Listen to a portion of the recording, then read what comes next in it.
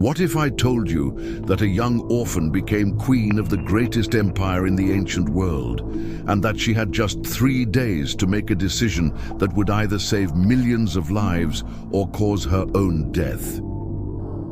This is the true story of Esther, the woman who risked absolutely everything to save her people from complete extermination. A story so incredible it seems like a Hollywood script, but one that changed the course of humanity forever.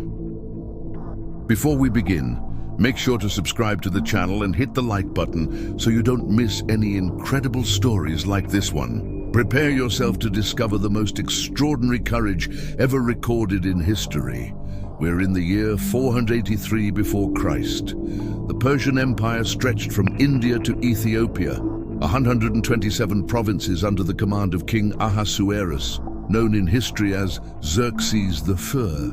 This was the most powerful man on earth at that time, but this massive empire was about to become the stage for the greatest turnaround in ancient history, and it all began with a banquet that lasted 180 days. Yes, you heard that right. 180 days of celebration. The king wanted to show his wealth and power to all the princes and nobles of the empire. At the end of this epic celebration, he did something that would change everything. On the 7th day of the banquet, completely intoxicated, King Ahasuerus ordered Queen Vashti to appear wearing only her royal crown to display her beauty to the guests. But Vashti did something unthinkable. She said no to the most powerful man in the world. The consequence was immediate. Vashti was banished forever. A decree was sent throughout the empire. Every man must be master in his own house. But now, the king needed a new queen. And this is where our true protagonist enters the story. In the midst of this gigantic empire, in the city of Susa, lived a young Jewish woman called Hadassah, which means myrtle in Hebrew. But she was known by her Persian name, Esther, which means star. Esther was an orphan. She lost her father and mother as a child and was raised by her older cousin, Mordecai, who loved her as a daughter. They lived in exile, descendants of Jews taken captive from Jerusalem years before. But Esther had something special. The Bible says she was lovely in form and beautiful, a beauty that caught everyone's attention. However, more important than her outward beauty, she possessed an extraordinary character. She was wise, courageous, and feared God. When the king's decree went out searching for a new queen, royal officials traveled throughout the empire looking for the most beautiful young women. Esther was one of those chosen, not by her own choice, but because it was impossible to hide her radiant beauty. Before leaving for the palace, Mordecai gave her advice that would save the lives of millions. Don't reveal that you're Jewish. At the palace, Esther went through 12 months of preparation, 6 months with oil of myrrh and 6 months with spices and perfumes. But what distinguished her wasn't just physical beauty, it was her wisdom and humility. And then came the decisive moment. Of all the candidates in the empire, Esther won the heart of King Ahasuerus. In the 7th year of his reign, he placed the royal crown on her head and proclaimed her queen of the entire Persian Empire. Just imagine, a Jewish orphan became the most powerful woman in the ancient world, but Esther had no idea that God was positioning her exactly where she needed to be, for a moment that was yet to come. And that moment arrived through the most dangerous man in the empire. His name was Haman, a descendant of the Amalekites, historical enemies of the Jews. The king promoted him to the position of prime minister, demanding that everyone bow down before him as if he were a god. Everyone obeyed, except one man, Mordecai. As a faithful Jew, Mordecai only bowed before the true God. When Haman discovered this, his fury was so great that he planned something horrible, not just to kill Mordecai, but to exterminate all the Jews in the empire. Haman went to the king with a diabolical proposal. There is a people scattered among the provinces of your kingdom whose laws are different from all other peoples. It's not in the king's interest to tolerate them. Haman offered the king 10,000 talents of silver, a fortune equivalent to 2/3 of the empire's annual revenue.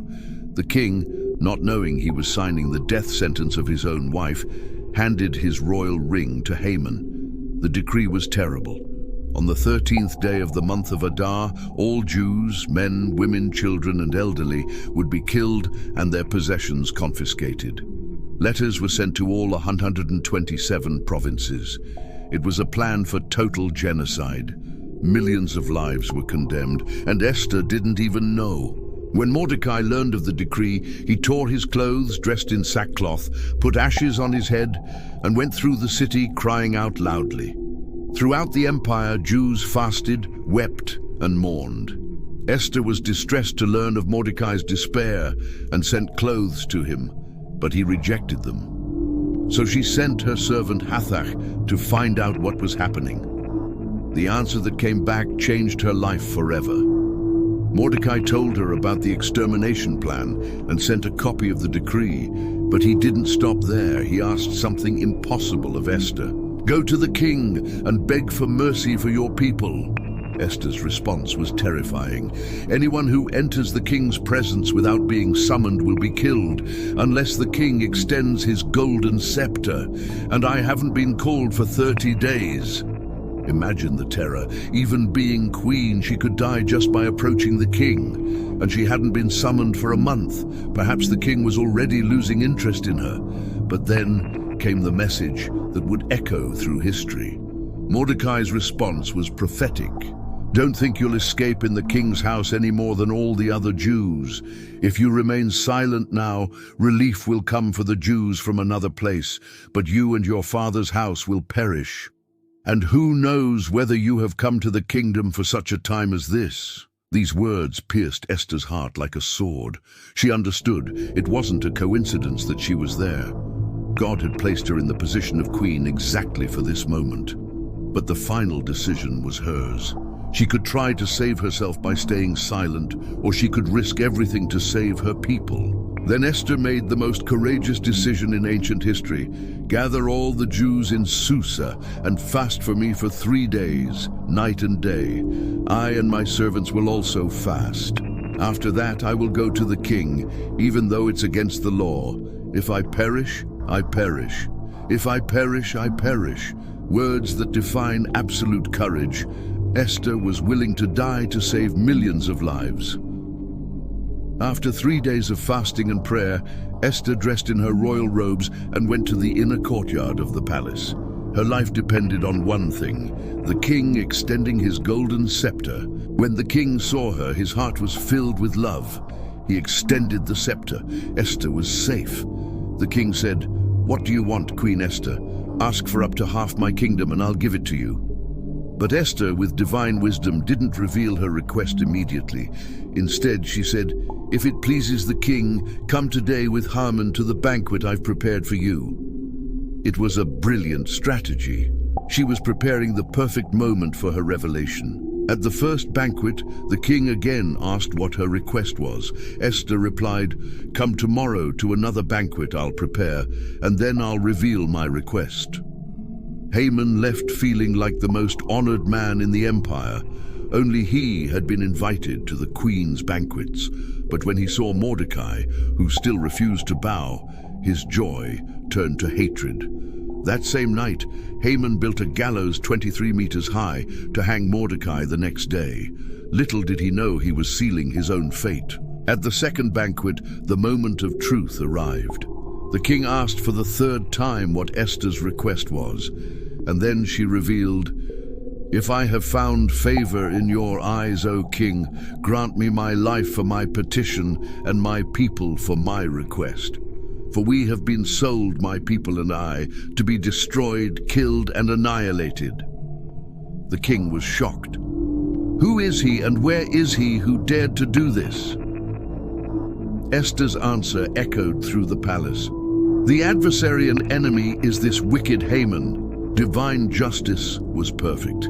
Haman was hanged on the same gallows he had prepared for Mordecai, and the Jewish people, they were completely saved. A new decree was sent throughout the empire, giving the Jews the right to defend themselves. On the day marked for their death, they prevailed over all their enemies. The courage of a young orphan saved millions of lives and changed history forever. To this day, the Jewish people celebrate the festival of Purim, remembering this great salvation. And Mordecai's question echoes through the centuries. Who knows whether you have come to the kingdom for such a time as this? Perhaps you too are being prepared by God for a specific moment in history. May Esther's courage inspire you to never give up, even when everything seems impossible. If this story inspired you, give it a like, subscribe to the channel, and hit the notification bell. And let me know in the comments, what situation in your life needs Esther's courage? Let's chat.